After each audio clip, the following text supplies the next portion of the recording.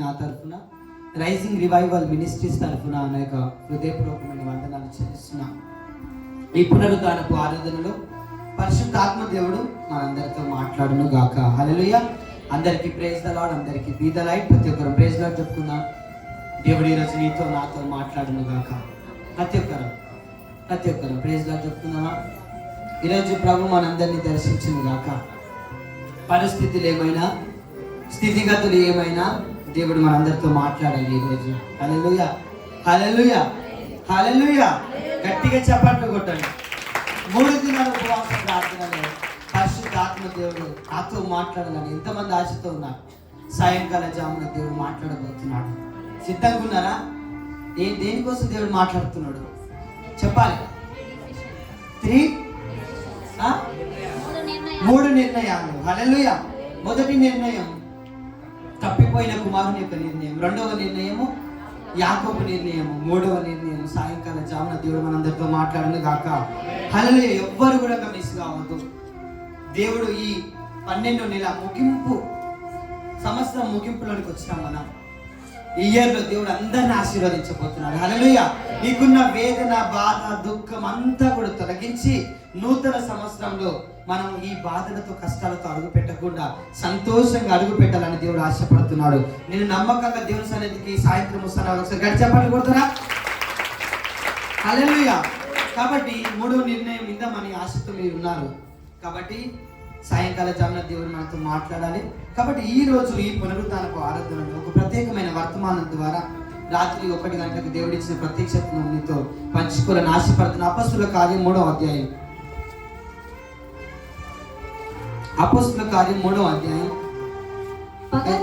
పగలు 3 గంటలకు ప్రార్థన కాలమున పేతురును యోహానును దేవాలయమునకు ఎక్కి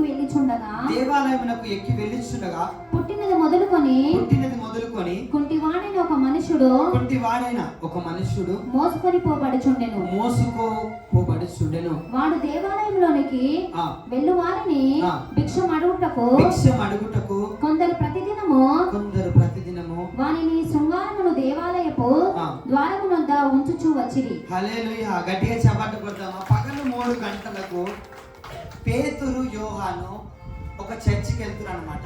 ఒక మందిరానికి వెళ్తురు.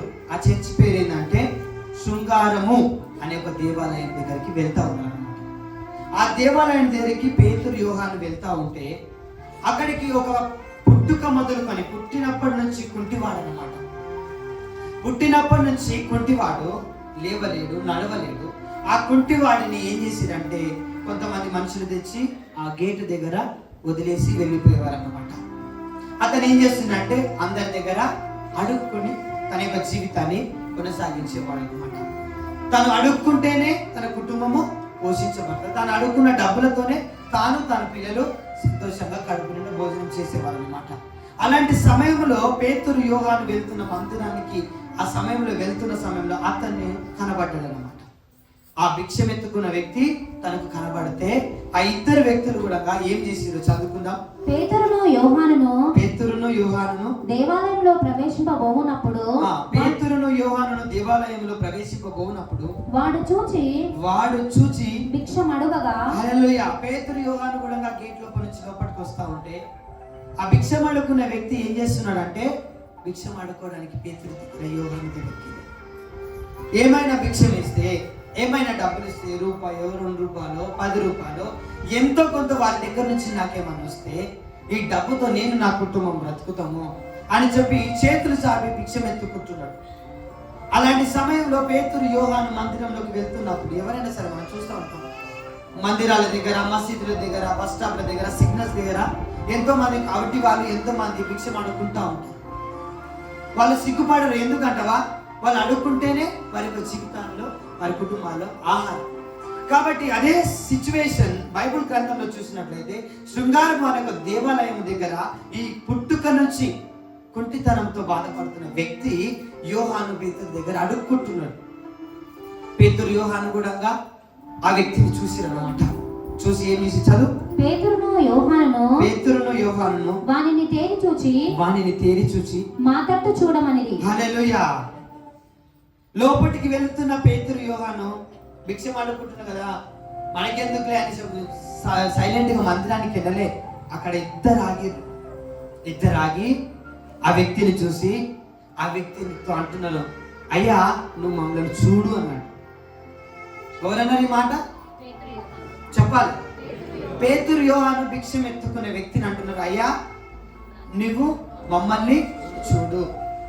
మందిరంలోనికి వెళ్తున్న వీరు అయ్యా మనం ఉంటే ఇయ్యండి అని అడుగుతున్న భిక్షం అడుగుతున్న వ్యక్తిని అడుగుతూ ఉంటే వాళ్ళిద్దరు ఏమంటున్నారంటే, అయ్యా నువ్వు మా వైపు చూడంటే ఆ వ్యక్తి చూసినప్పుడు ఈ భిక్షం ఎత్తుకునే వ్యక్తి అనుకుంటుండే ఏమని, నాకేమైనా డబ్బు వస్తుంది, ఏమైనా డబ్బులు ఇస్తామని నాతో మాట్లాడుతురేమో అని చెప్పేసి అనుకుంటా ఉన్నారు. అలాంటి సమయంలో పేతురు యోహాను ఏమంటారు చదువు.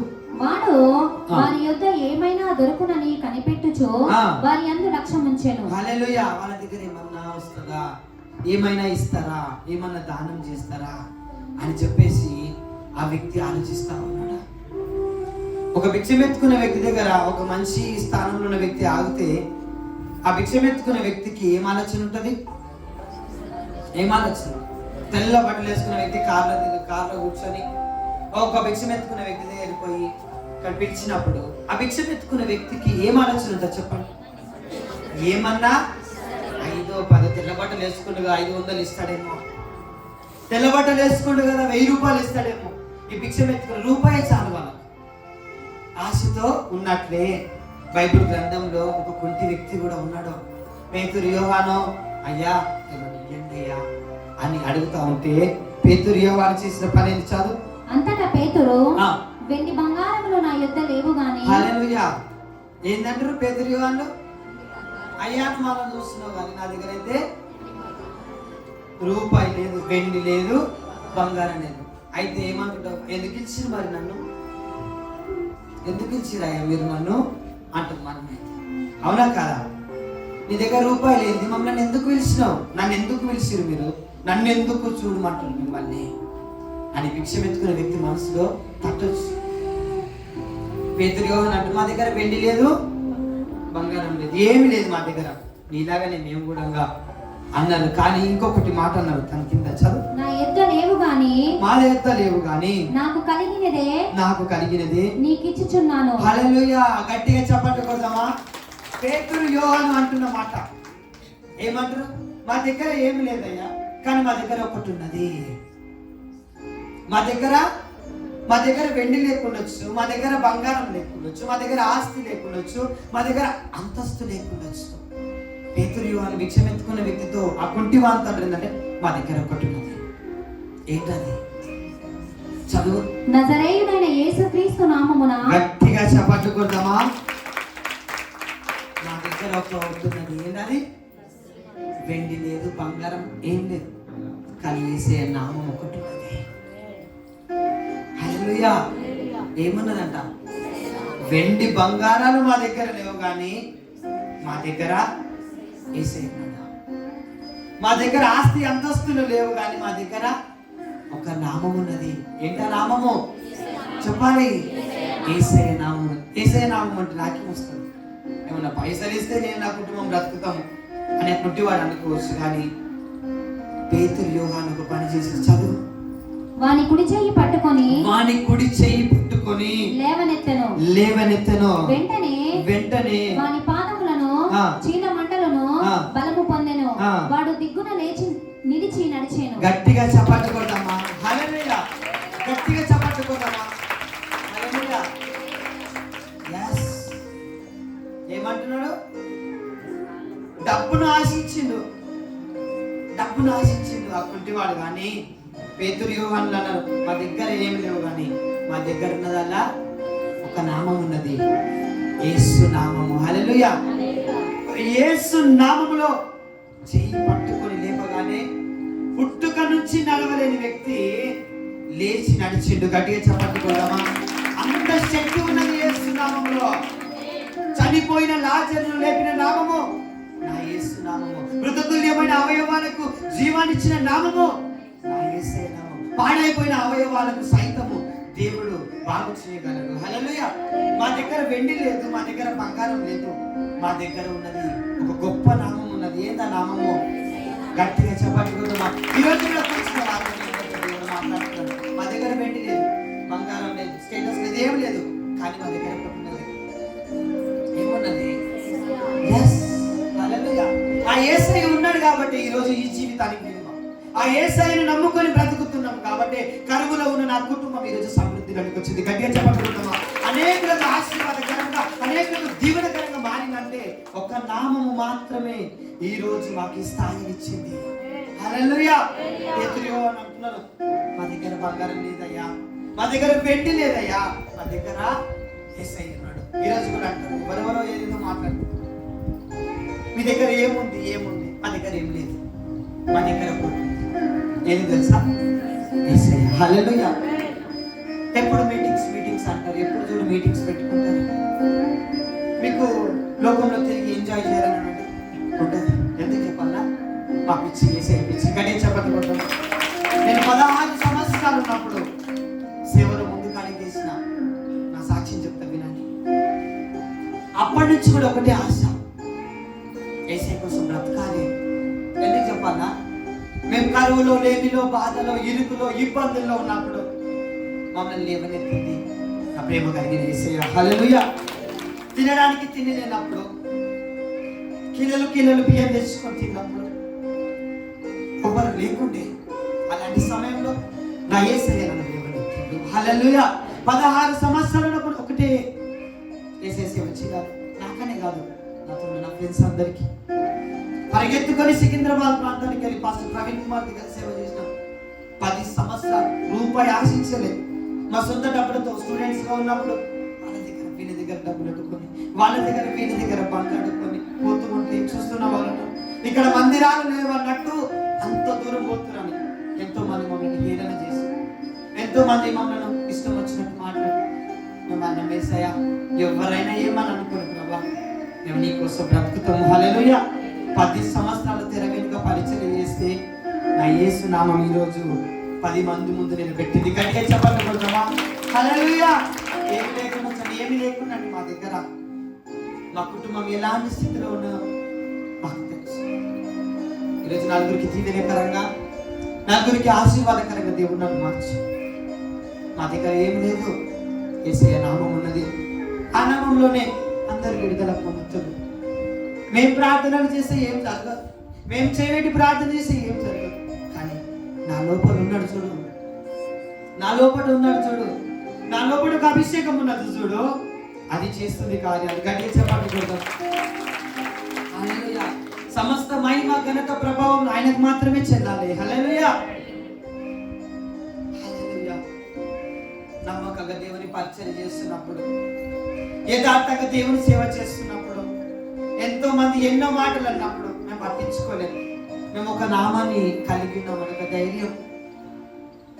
కొన్ని సందర్భాల్లో ఏది ఉండేది కాదు. యేసయ్య సేవ చేయాలి.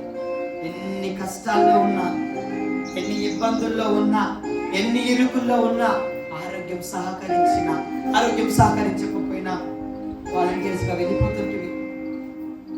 అందరం వెళ్ళిపోయి సేవ చేసినాం. ఈరోజు రైజింగ్ రివైవల్ మినిస్ట్రీస్ అనేకులకు ఆశ్చర్యకరంగా మారిందంటే మా యవనస్తుల మొదలు యవన కాలంలో దేవుని కోసం అన్ని వదిలేసుకున్నాం.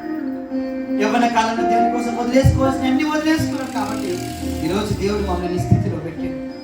2015లో నా జీవితంలో జరిగిన ఒక అనుభవం మీతో పంచుకోవాలి. రాత్రి 1 గంటలకు ప్రార్థన చేస్తున్నా, దేవా నీ బిడ్డలతో నువ్వు మాట్లాడు, నీ బిడ్డలను నువ్వు దర్శించు ప్రభు అని. రాత్రి 1 గంటలకు దేవుడు నాకు ఇచ్చిన ప్రత్యక్షత, యేసయ్యా ఈరోజు ఈ స్థితి గత 10 సంవత్సరాల క్రితం ఆ స్థితి ఏంటి? ఇదంతా కూడా ఒక నామమును బట్టి. హల్లెలూయా. మీరందరూ వచ్చింది కూడా ఒక నామమును బట్టే. ఏంటి ఆ నామము? యేసయ్య నామము. యేసయ్య సిలువ చూస్తూ ఏడుస్తూ ప్రార్థన చేసి 2015లో నా జీవితంలో ఒక అనుభవం ఉండేది. నేను వాలంటీర్స్ గా వెళ్తూ ఉన్నప్పుడు మేము ఎంతగానో మా గ్రామం బాగుండాలి, మా కాలనీ బాగుండాలని చెప్పి ఈ బస్తంతా కూడా ప్రేయర్ వాక్ చేస్తుంటూ మేము అందరం, గుర్తుందా బ్రదర్స్? మీ అందరూ ప్రేయర్ వాక్ చేస్తూ ఉండేవాళ్ళం. ప్రేయర్ ఆయిల్ తీసుకొని యేసు రక్తమే జయం, సిలువ రక్తమే జయం. అప్పుడు యవనస్తులు ఎంతో మంది గ్రామంలో చనిపోయారు. మా గ్రామంలో ఎవరు చనిపోదు ప్రభు అని చెప్పి నేను ముందుండేవాడిని. అప్పటి నుంచి నా వెనకాలంతా ఉండేవాడు. అట్లా రాత్రి 1 గంటలకు తిరుగుతూ ఉండేవాళ్ళం. అపవాది అయిన సాతాను నన్ను దెబ్బకొట్టాలని చూసిండు. 2015లో 2 వారాలు మేము ఆ ప్రేయర్గా చేసిన తర్వాత 3వ వారం అప్పా జంక్షన్ క్రాస్ అవుతున్న టైంలో పోలీస్ అకాడమీ దగ్గర నేను బండి పైన వెళ్తూ ఉన్నా. నాతో పాటు నా తమ్ముడు టీలో ఒక వ్యక్తి ఉంది. వెళ్తున్న సమయంలో ఒక గాలి నన్ను తాకింది. ఆ గాలి తాకగానే నాకేదో అవుతుంది. అట్లనే మందిరానికి వెళ్ళిన, సికింద్రాబాద్ పోయిన, వాలంటీర్ చేసిన, సిక్ అయిపోయినా ఇంటికి వచ్చిన. ఇంటికి వచ్చి పడ్డానంటే 15 రోజులు వామిటింగ్ సాగలే. 15 రోజులు ఒక్క మెతుకన్నం నేను తినలే. ఏది తిన్నా అది వామిటింగ్, ఏది తాగినా అది వామిటింగ్. ఫిబ్రవరి 15వ తారీఖు మల్లెపల్లి ప్రాంతానికి వెళ్తున్న సమయంలో మేదిపట్నం క్రాస్ అయితే నేను, శ్రీకాంత్ అన్న, మా అమ్మ బండి పైన వెళ్తా ఉన్నాం. అప్పటికి నాకు ఏమైతుందో కూడా నాకు తెలుస్తుంది. ఆదివారం దినం అది. ఆ రోజు దేవుడు మేదిపట్నం క్రాస్ అయినా నా లోపల ఏదో జరుగుతుంది, నా లోపల ఏదైతుంది. ఆశిస్తున్నా అన్న బండి ఆపేసి అన్నాను. నాకేమైపోతుందన్నా, నాకేమో అయిపోతుంది అనగానే ఒక దగ్గర మల్లెపల్లి ఆశిస్తున్న పక్కన ఒక అరుగు పైన నన్ను పండబెట్టు. అప్పుడు నాలో నుంచి నా ప్రాణం వెళ్ళిపోతున్నది. నా ప్రాణం ఎక్కడో వెళ్ళిపోతున్నా అనగానే మా అన్న ఒక దిక్కు ఏడుస్తుంది, మా అమ్మ ఒక దిక్కు ఏడుస్తుంది. అప్పుడు నేను ఏసే ప్రార్థన చేసిన, నమ్మకంగా నీ సేవ చేసినప్పుడు, ఈ లోకం వద్దని, ఈ లోక ప్రేమను వద్దని, ఈ లోక ఆశ నాకు వద్దని, నీవే జీవితంలో బ్రతికితే నా గతి ఇంటికి వచ్చింది. ఈరోజు నా ప్రాణం తీసేసుకుంటావా ప్రభు అని దేవుని అడిగిన. అక్కడ ప్రార్థన చేసిన, నాకేం జరిగిందో తెలియదండి. భాస్కర్ హాస్పిటల్కి వచ్చేసి లాస్ట్ హోమా స్టేజ్కి వెళ్ళిపోయినా. ఒక్కటే రోజు 13 సెలైన్లు, 13 గ్లూకోజ్ నాకు ఎక్కినాయి. అయినా నా ఆరోగ్యం బాగాలే. కోమా స్టేజ్లోకి వెళ్ళిపోతుండు, మేబీ బ్రతకడేమో అని అన్నాడు. ఆ రోజు అనుకున్నా, నమ్మకంగా నీ సేవ చేసిన ప్రభు, నువ్వు నన్ను బ్రతికిస్తే నేను నీ కోసం బ్రతుకుతాను. అమ్మలు, నాన్నలు అందరూ ప్రయాసపడ్డారు. బాగాలే. బెడ్ పైన పడుకున్నప్పుడు మా ఆత్మీయ తల్లి శారద మమ్మీతో ఫోన్ చేయించారు. ఏమైంది బిడ్డ అంటే, మా బిడ్డకి ఇలా అయిపోయింది అంటే అపవాది నన్ను చంపేద్దాం అని చూసి ఇలా అయిపోయింది నాకు మనసు. ఒకటే ప్రార్థన చేసింది, యేసు నామములో మా బిడ్డ బ్రతుకును గాక. గట్టిగా చప్పట్లు కొడదామా? యేసు నామములో బిడ్డ బ్రతుకును గాక అని ఒక్కటే ప్రార్థన చేసిందండి. 15 రోజులు తినని నేను ఆ ప్రార్థన చేసిన, నేను ప్రార్థన చేస్తుంటే అనుకున్నా బ్రతుకుతాను అనుకున్నాను. ఇంట్లో అందరూ కూడా చాలా వేదన కూడా వెళ్ళినామండి. ఆ ప్రార్థన చేయగానే 2 నిమిషాలు నా కడుపులో ఆకలి మొదలైంది. గట్టిగా చెప్పండి కొడతామా? నా కడుపులో ఆకలి మొదలైంది. యేసు నామములో బిడ్డ బ్రతుకును గాక అన్నది అంతే. ఆ ఒక్క నామం ఈ రోజు ఇక్కడ నిలబెట్టింది. గట్టిగా చెప్పండి కొడతాం. ఎన్నో అనుభవాలకు కరువు తెలుసు, అప్పుల బాధ తెలుసు, కుటుంబంలో ఇబ్బందులు తెలుసు, తినడానికి తిండి లేని స్థితి తెలుసు, ఉండటానికి ఇల్లు కూడా లేదు, ఒక ఎక్కరంలో బ్రతుకుని ఉంటున్నాను. ఈరోజు ఎంత గొప్పగా దీవించుకుడు. హల్లెలూయా. ఒకటే నామం. రజనీకాంత్కి విలువనిచ్చింది ఒకటే నామం, యేసయ్య నామం. గట్టిగా చెప్పండి కొడతామా? ఈ రోజు నా ప్రియ సహోదరు, ఈ సాక్ష్యం మర్చిపోవడానికి గల కారణం ఏంటంటే, ఏదో ఊరికే రాలే ఈ సంఘం, ఎవరో ఇన్ఫ్లుయెన్స్ ద్వారా రాలే. 5 మందితో ప్రారంభించి 10 మందితో ప్రారంభించి ప్రయాసపడ్డం యవనస్తులం అందరూ. ఈరోజు గ్రామానికి రైజింగ్ రివైవల్ మినిస్ట్రీస్ అంటే ఒక విలువ. హల్లెలూయా. ఎక్కడికి వెళ్ళినా, చిలుకూరు ప్రాంతానికి వెళ్ళిన అక్క వెడ్డింగ్ టైంలో వెడ్డింగ్ కార్డ్ వెళ్ళిపోతే, బ్రదర్ నేను మీ వాక్యం వింటాను బ్రదర్, నేను వాక్యం వింటాం బ్రదర్, నువ్వు చాలా అద్భుతంగా వాక్యం చెప్తావు బ్రదర్. ఎవరో తెలియదు కానీ అంటున్నారు చాలా బాగా చెప్తున్నారు. ఒక్కసారి మా గృహంలో అడుగుపెట్టి ప్రార్థన చేయవన్నారు. ఎక్కడికి వచ్చింది విలువ? ఎక్కడికి వచ్చింది విలువ? ఎవరిని బట్టి వచ్చింది విలువ? కేవలం యేసు నామాన్ని బట్టి. కట్టే చెప్పకపోతావా? ఇంటికి వెళ్ళి గాడిస్తే ఇంట్లో ప్రార్థన, అట్లా చిలుకూరు ప్రాంతం అంతా కూడా ప్రార్థన చేస్తుంది. ఈరోజు కూడా నా ప్రియ సహోదరి సహోదరుడా, యేసయ్య నమ్ముకొని బ్రతుకుతున్నారు కదా, అసలు విడిచిపెట్టాడు దేవుడు. ఎందుకంటవా? నన్ను విడిచిపెట్టడే దేవుడు, నన్ను విడిచిపెట్టాడు దేవుడు మిమ్మల్ని కూడా విడిచిపెట్టాడు. కుటుంబంలో కరువు ఉంది, లేముంది, బాధ ఉంది, ఇరుకుంది, ఇబ్బంది ఉంది. ప్రభా ఏంది మా బ్రతుకులు, నిన్నే నమ్ముకొని బ్రతుకుతున్నాం కదా, ఎందుకు నా కుటుంబం ఇంత చేయదు? ఇంకెన్ని రోజులని కన్నీరు కారవాలి, ఇంకెన్ని రోజులని వేదన గుండా వెళ్ళాలి, ఇంకెన్ని రోజులని పిల్లలు లేకుండా ఉండాలి, ఇంకెన్ని రోజులని అప్పుల బాధల మధ్య ఉండాలని నలిగిపోయిన స్థితిలో నువ్వు వచ్చినవేమో. నేను నలిగిపోయిన స్థితిలో ఉన్నప్పుడు నా విశ్వాసం మంది నేను తొలగిపోలే. నేను నమ్ముకొని బ్రతుకుతున్నా, నీవే ఏదైనా చెయ్యి. గట్టిగా చెప్పట్టుకోదమ్మా. అందుకనే నేను బ్రతికి ఉన్నాను, మరణించినను, నేను నిలచి ఉన్నాను, పడిపోయినను, అనుదినము అనుక్షణము నన్ను కాపాడిండు దేవుడు. 2015లో మరణించినట్టు నేను ఉండకపోయేవాను. 2018లో యాక్సిడెంట్ అయినప్పుడు మరణించినట్టు రజనీకాంత్ ఉండేవాడు కాదు. నన్ను బ్రతికించింది నా యేసయ్య. హల్లెలూయా. బ్రతికించిన యేసయ్య కోసం నా జీవితం. గట్టిగా చెప్పట్టు కొడతామా? ఈరోజు ఏదో ఉందని కాదు, ఏదో నాకు నా యేసయ్య కావాలి. హల్లెలూయా. ఈరోజు నా యేసయ్య కావాలి. నువ్వు బ్రతుకుతున్నావు చూడు, యేసయ్య నామాన్ని పట్టుకొని నువ్వు బ్రతుకుతున్నావు చూడు, నీ జీవితంలో గొప్ప అద్భుతం జరుగుతుంది. పుట్టుక నుంచి నడవలేని వ్యక్తి చెయ్యి పట్టుకున్నాడు అభిషక్తుడు. ఎస్, అభిషక్తులో దేవుడు స్వయంగా వచ్చి చెయ్యాలండి, వాడుకుంటాడు మనుషులను.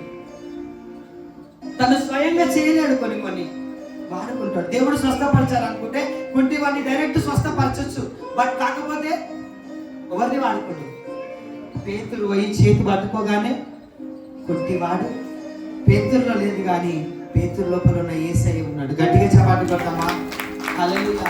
అనాయింటెడ్ సర్వెంట్స్ ఆఫ్ గాడ్, అభిషక్తులు. వాళ్ళ దగ్గర ఏమి లేదని మనం చులకనగా చూడదు, కానీ వాళ్ళ దైవజనులు, పేతురు యోహాను దైవజనులు అంటున్నారు. ఏమి లేదని చెయ్యి పట్టుకోగానే విడుదల. ఈరోజు అనుకూలంగా ఉన్నాం కానీ అలుసుగా తీసుకోకండి. రాబోయే దినాలు ఇంకా గొప్ప సేవ ఉన్నది. హల్లెలూయా. చప్పట్లు కొడతామా? ఇంటికి తెచ్చిన దేవుడు ఇంకేడుకో తీసుకొని వెళ్తాడు. హల్లెలూయా. ఈరోజు యేసయ్య నామాన్ని బట్టి చెప్తున్నా, మీ అందరి జీవితాలు గొప్ప కార్యాలు జరగబోతున్నాయి. యేసు నామము నాకున్నదన్న వారి చేతుల పైన ఉన్నదా? బాధపడుతున్నావా? నా జీవితం ఏమవుతుందని వేదన చెందుతున్నావా? అనారోగ్యాన్ని బట్టి నిన్నే నమ్ముకొని బ్రతుకుతున్నా కదా ప్రభువా, నీ నామంతోనే బ్రతుకుతున్నా కదా ప్రభా, నీవే అన్నీ బ్రతుకుతున్నా కదా ప్రభా, ఎందుకు నా కుటుంబం ఇట్లా అయిపోతుంది అనుకుంటున్నావా? పుట్టుక నుంచి నడవలేని వారిని లేపిన దేవుడు నీ కుటుంబంలో అద్భుతం చేయడా?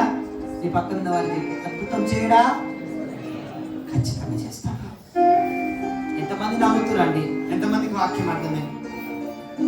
ఉందా మీ దగ్గర ఏసైనాము? బంగారం ఉందని అడుగుతారేమి దేవుడు నీ దగ్గర? వెండి ఉందని అడుగుతారండి నీ దగ్గర? ఆస్తి అంతస్తులున్నాయా అని అడుగుతారండి నీ దగ్గర? నీ దగ్గర ఎవరుండాలి? ఎవరుండాలి? ఏసై ఒక్కడుంటే చాలు మన జీవితం వెలిగించబడుతుంది. ఏసై ఒక్కడుంటే చాలు మన జీవితం బాగుపడుతుంది.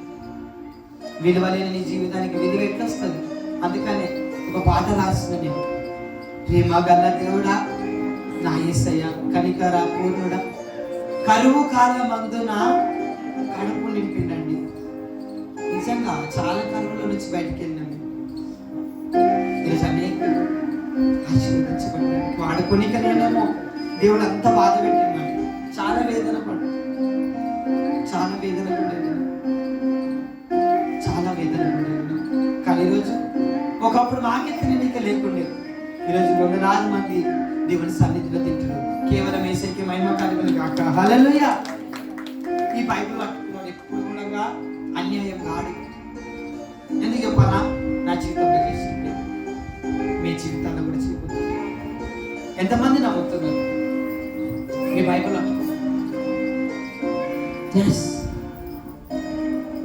నా జీవితం ఏమైపోద్ది? ఏం కాదు, ఈయనున్నాడు. అందుకే నేను పాట పాడుతున్నాను ఎప్పుడు. ఏమని? నాకు నీవున్నావు, నాలో నీవున్నావు నా. బైబిల్ పైకెత్తండి. ఏమన్నారు ఇప్పుడు? అన్నది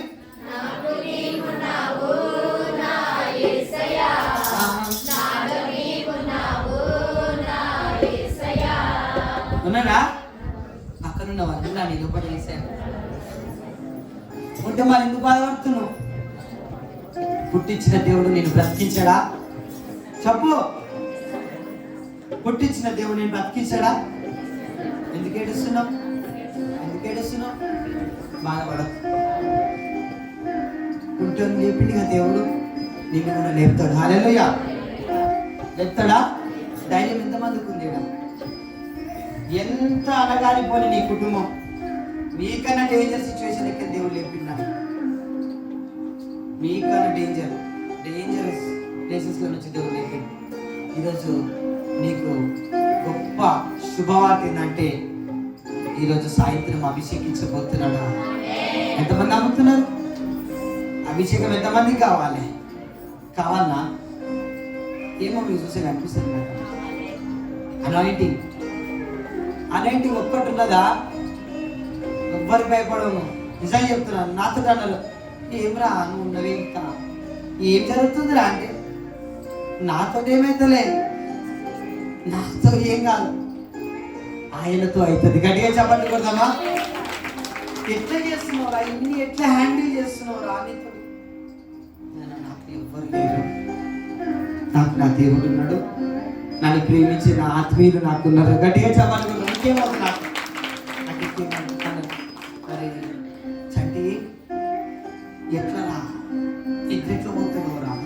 ఎట్లా భరిస్తున్నావు? సంఘం, కుటుంబం, ఇంట్లో డాడీకి అట్లా, మీ అక్క పెళ్ళి ఇట్లా, ఏందిరా ఇదంతా? అంతే. ఇది ఉంది నాకు. గట్టిగా చెప్పట్టుకోదామా? సమృద్ధి. మీ జీవితాలు కూడా మారాలంటే ఒకటి అనాలి. ఏమనాలి?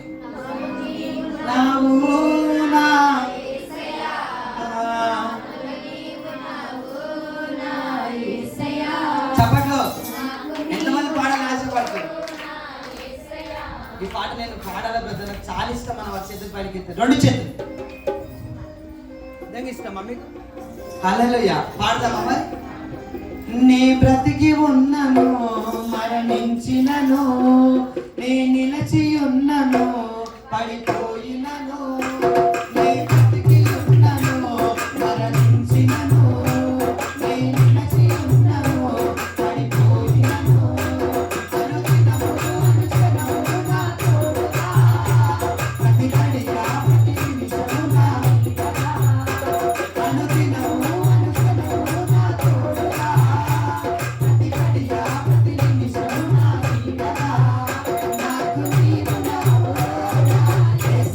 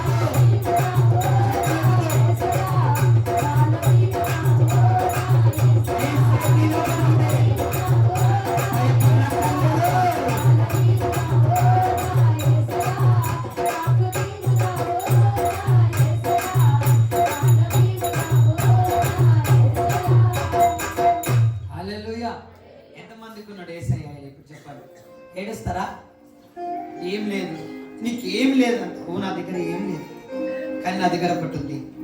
ఏంటది? చెప్పాలి. యేసయ్య ఉన్నాడు నాకు. యేసయ్య నామం. నీ కుటుంబం బాగుపడదు. ఎప్పుడు చూసినా నీ కుటుంబము అణగారిన స్థితిలోనే ఉన్నది. ఎప్పుడు చూడు నీ కుటుంబంలో గొడవలు, కొట్లాటలు, పంచాలు అవుతున్నాయి. నీ కుటుంబంలో ఎప్పుడు చూడు కరువునే ఉంటుంది. అందరు అంటురేమో నీ జీవితం బాగుపడదు అంటురేమో, నీ జీవితంలో నువ్వు సెటిల్ కావంటురేమో, నీ జీవితం ఇతరులకు ప్రయోజనకరంగా లేదంటురేమో. ఎవరైనా ఎన్నేసి మాటలన్నా పట్టించుకోకు. ఒకటే మాటలు, నాకు యేసయ్య ఉన్నాడు.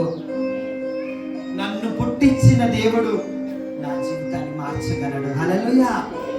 పుట్టుక నుంచి నడవలేని వ్యక్తిని ఒక క్షణంలో నడిపించిన దేవుడు, ఇన్ని సంవత్సరాలుగా అనుభవిస్తున్న నీ బాధను ఒకే రోజులో దేవుడు మొత్తం కొలాప్స్ చేస్తాడు. గడిగా చెప్పబడుకుంటామా?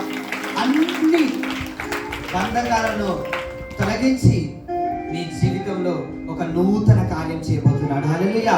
ఈ రోజు సాయంత్రం ఎంతమంది బిడ్డలైతే అడుగు పెడతారో, మూయబడిన ప్రతి ద్వారాలను దేవుడు అభిషేకపు ఆరాధనలో తెరవబోతున్నాడు. 2024లో నువ్వు బాధపడుతూ అడుగు పెట్టద్దు, ఇంకియా చిరునవ్వుతో అడుగు పెట్టాలి. హల్లెలూయా. ఎంతమంది వస్తారు? yes. నీ జబ్బు వస్తే దీవించబడతావు, లేకపోతే అట్లా ఏడ్చుకుంటూ కూర్చోవని చెప్పి. హల్లెలూయా. మూడవ నిర్ణయం మాత్రము చాలా అద్భుతంగా ఉంటుంది. ఎంతమంది ఆశతో ఉన్నారు ఆ నిర్ణయం నేను వినాలని? ఉన్నారా? ఖచ్చితంగా దేవుడు మీ అందరితో మాట్లాడదు. కాబట్టి ఈరోజు ఒకటి తీర్మానం తీసుకున్నా, అదే సహోదరి సహోదరుడా, నాకు ఎవరు ఉన్నా లేకపోయినా నాకు యేసయ్య ఉన్నాడు అని నమ్మకంతో ఇంటికి నీ పరిస్థితి ఏమైనా సరే ఇంటికోను. నువ్వు లేకుండా నేను వచ్చిన ప్రభా నిన్ను తీసుకొని వెళ్తున్నా, కుటుంబంలో ఏదైనా చెయ్యి అని నువ్వు ప్రార్థన చేసినట్లయితే నీ జీవితంలో గొప్ప అద్భుతం చేయబోతున్నాడు. కాబట్టి అందరూ మోకరించినట్లయితే ప్రార్థన చేసుకున్నావా? విన్న వాక్యం నిమిత్తం థ్యాంక్ యూ హోలీ స్పిరిట్.